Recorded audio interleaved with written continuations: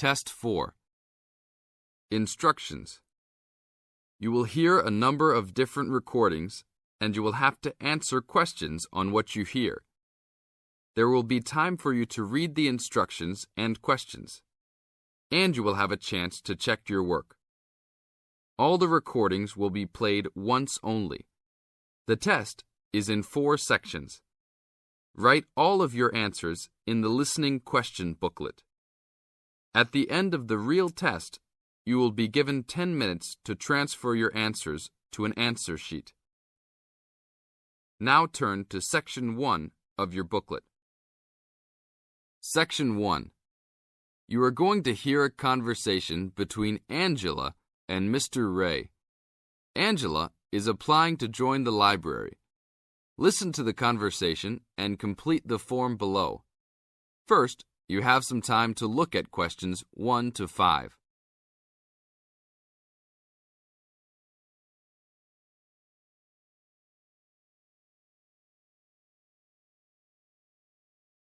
Now we shall begin. You should answer the questions as you listen, because you will never hear the recording a second time. Hello, how can I join the library?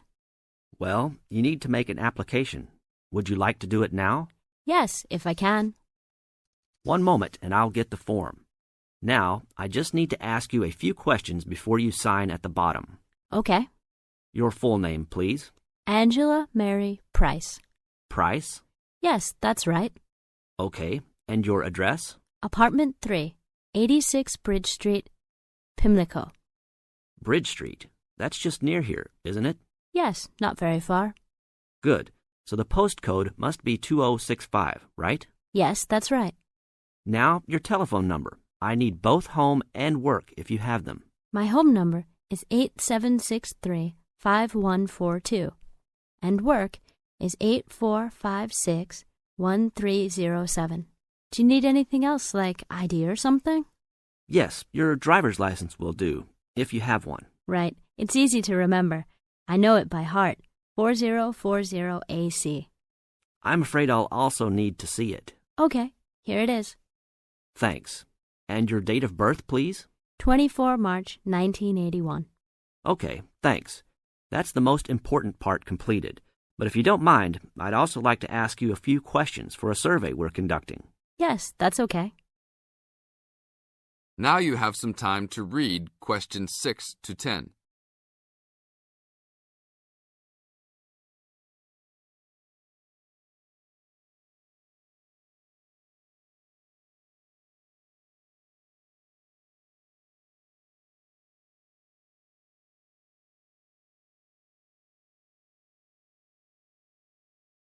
As the conversation continues, answer questions 6 to 10. What kind of books do you like to read? Here's a list to look at. Oh, it varies from time to time, but I always like to relax and learn about other countries I might visit one day. I don't like anything too heavy or serious, unless it's about animals or the environment. I'm not really into sport very much. Anything else? Well, I do like entertaining at home. You know, dinner parties. So I suppose you'll have something for me in that line. The pictures in those books always make me hungry, although they never seem to turn out exactly as they look in the books. Fine. I think that's all I need now, except I need you to sign here on the application form. Oh, and I almost forgot. The membership fee is $20, which is refundable if you no longer stay a member. There you are. Do I sign at the bottom here? Yes, that's right. You can borrow books now if you wish, although your membership card won't be ready until next week. So if you want to borrow today, you can pick up your card when you return your first books. That's if you want to take some now. I think I will, but I'll have a look around first. Okay, take your time. This is the end of Section 1. You now have half a minute to check your answers.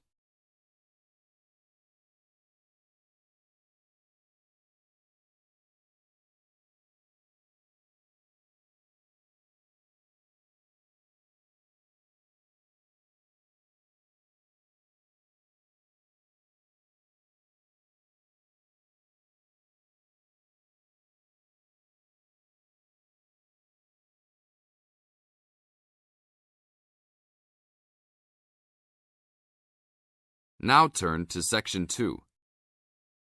Section 2. You are going to hear a lecture about dining services. First, you have some time to look at questions 11 to 14.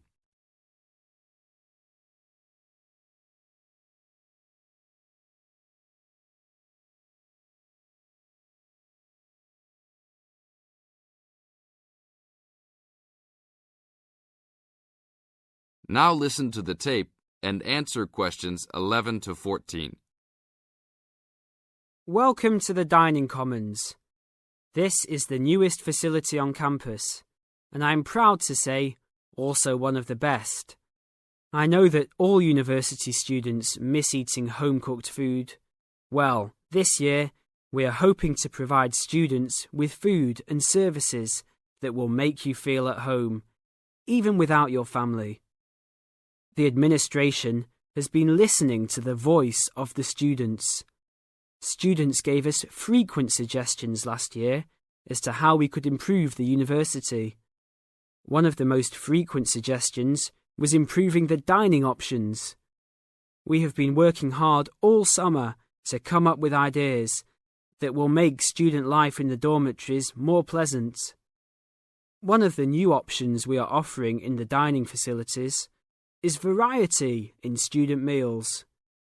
Last year, there was a set menu for every dinner, so if students didn't like the food, there was no choice. Students had to eat whatever was served.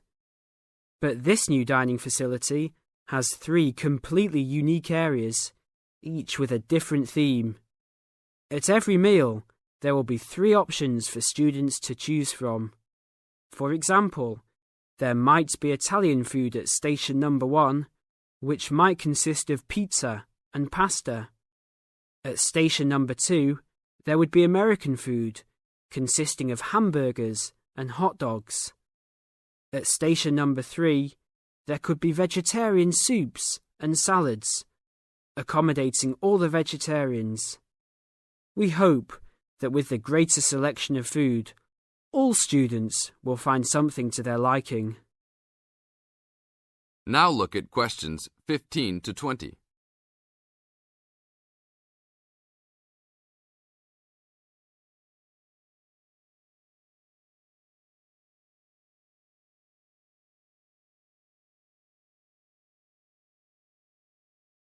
Now listen to the tape and answer questions 15 to 20. Not only will students have more options, the food will also be better. Each section of the facility will have a head chef. These are real chefs that have been trained in culinary school and have been hired specifically by the school to work in the dining facilities. All of the chefs have a speciality. The school is hoping that these chefs will prepare better tasting and more nutritious food. Every student will be able to make suggestions and also give their input as to which menus taste better. Last year, many students complained that the dining facilities didn't have very convenient hours. This year, we hope to change that. We will open for breakfast at 6 a.m. to accommodate all the early risers. In the evenings, we will open until midnight for all the students that like to go for a late-night snack. The afternoons will still remain closed, but we will have a student store open that will provide all students with drinks and fruit. The student store will be open every day from 2 p.m. to 5 p.m. Every student that has paid full tuition and dormitory fees has already paid for their dining facility fees.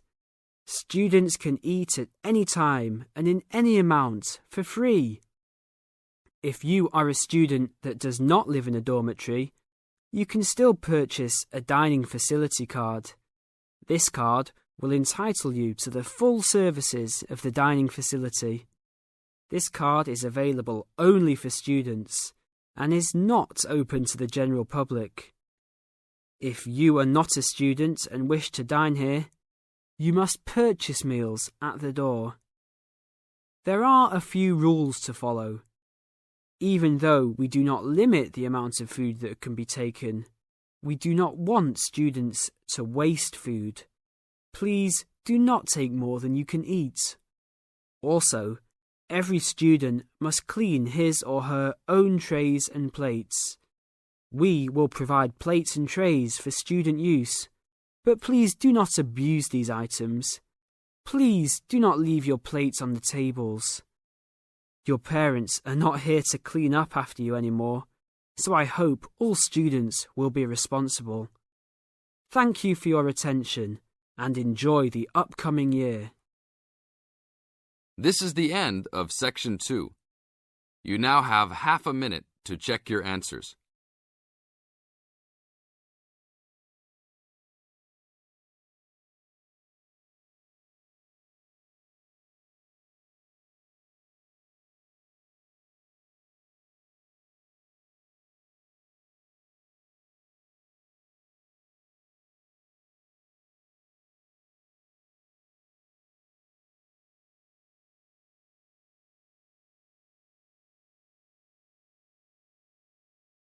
Now turn to Section 3.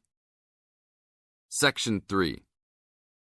In this section, you are going to hear a conversation between Anne and Marcia. In the first part of this conversation, they are talking about the commands of training dogs. First, look at questions 21 to 25. Note the examples which have been done for you.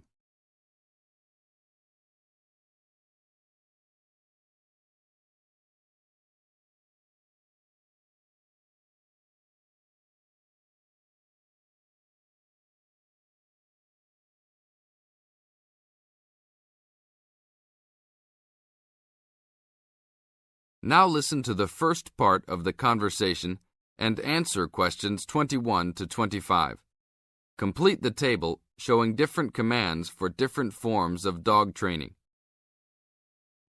So that research paper we have to do next, the one about how are different styles of training dogs, how do you think you'll approach writing it? You know, I've been thinking about it. I feel that the best way to write it is to divide the paper into two main parts. In the first part, we'd be analysing some examples of each style of training dogs. Right, what the styles are. After that we can talk about how each style can be used so that the dogs learn something different from each one. Indeed. Maybe we could draw a chart and compare examples of each style of training, one at a time. So the different kinds of training would be simple obedience training. There you would have things like teaching them to sit, stay in one place and so on. Right. So included in here would be simple audio commands like speak. Yes, basic commands are just spoken words, aren't they? And then there would be the more guard-oriented training, where the dogs are trained to know a specific place well. Patrolling and barking are probably the best examples, because most people have seen them in many places, especially in homes. And this would lead us to the attack dog training, which is physical as well as spoken, training the dog to knock someone down, and even biting if they have to. Right, so there's another category as well, sniffing dogs, which make up the searching category. I've read that in the UK, every major airport and government building has these dogs to search for all kinds of dangerous items. In the second part of the conversation, Anne and Marcia talk about all kinds of training and what kind of dogs they are suitable to. Look at questions 26 to 30.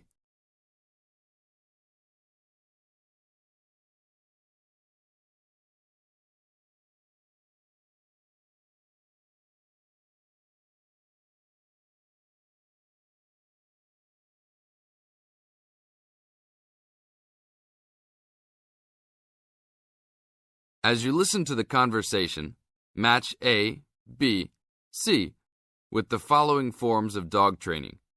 One has been done as an example for you. Listen carefully and answer questions 26 to 30. I can believe that. Well, we have a good list to build on. We're finally getting started now, so let's try to figure out when each type of dog training should be used. I guess we can start by trying to figure out the best situation for each type of dog training. What do you mean? What I mean is whether each type of training should be used with different kinds of dogs. We could use basic obedience training, for example, and ask whether it's more useful for a small dog, a medium-sized dog, and so on. In this case, I'd say obedience training is best with small dogs, because they tend to get excited easily, and this will help keep them out of trouble. Okay, that makes sense. Then let's look at physical training. Even though some people think it's ideal for every breed of dog, I think it's better suited to the larger kinds. Small dogs usually just aren't smart enough to understand the physical commands, and they can even get hurt from them. The specialised sniffing training is the same. I think they're better with the more intelligent breeds of dogs, and they're hardly ever useful with really small dogs. Attack training, however, can be useful for every kind of large dog, as long as the dog is treated well and given a lot of care and attention. All right, and what about guard training? Barking is an ideal way for small dogs to guard a home. I know they aren't big enough to stop a person, but making some noise is often all a dog needs to do. Other kinds of guard training like biting, though, are different. I'd always plan to teach those to a smart dog, give them a chance to use their brains and defend their homes. I'd have to agree. Trainers often just teach large dogs to bark at a person when they think something isn't right.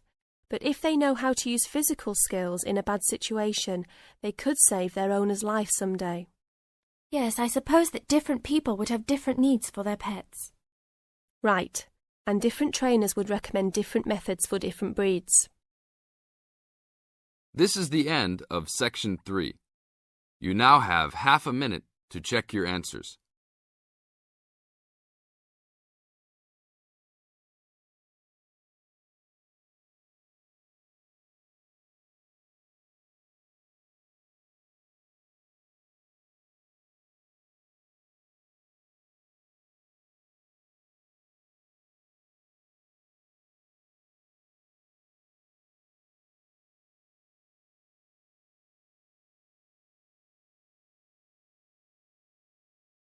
Now turn to Section 4.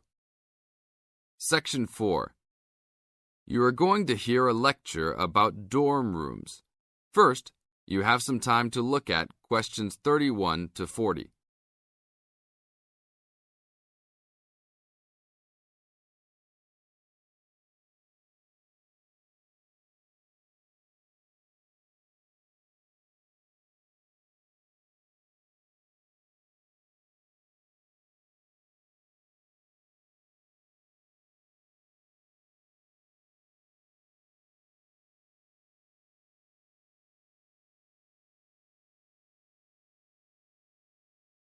Now listen to the tape and answer questions 31 to 40. Welcome to your new home for the upcoming year. These dorm rooms are among the best in the nation and are the newest ones at this school. So I hope you will all learn to appreciate them and take good care of all the facilities here. I am Gina, and I will be residential advisor in this building for the year. Today I am going to tell you about some of the programs and facilities that are available to you. I will also be telling you the rules that everyone is expected to abide by. I will be asking you to give me your full attention for the next few minutes. I will first tell you about the facilities that are available to you. The dining facility is located on the first floor of the building. It is open 7 days a week from 7 a.m. to midnight.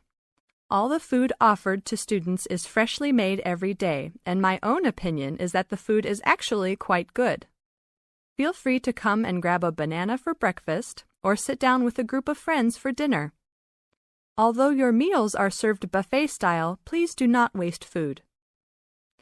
All students are expected to clean their own tables after meals. In the basement of this building, there is a gym and recreational hall. The gym has workout equipment such as treadmills and weight sets. In the recreational hall, there are ping pong tables and a pool table for student use. You must sign in when using this equipment, and you will be held responsible for any damages or losses. The gym and recreational hall are open daily from 10 a.m. to 10 p.m. There is a kitchen located on the second floor of this building. Your dorm key will open this door. Inside there is a refrigerator, a microwave, an oven, and a stove. This room is open 24 hours a day, 7 days a week. If you decide to cook a meal, please be considerate to all the students and clean up after yourself. You can use some food in here, but please do not make a mess. Some students do end up having their food eaten from the fridge, so be careful. Don't leave anything that looks like it tastes really good. Do not leave pots and pans lying around in the kitchen. Please store these in your room.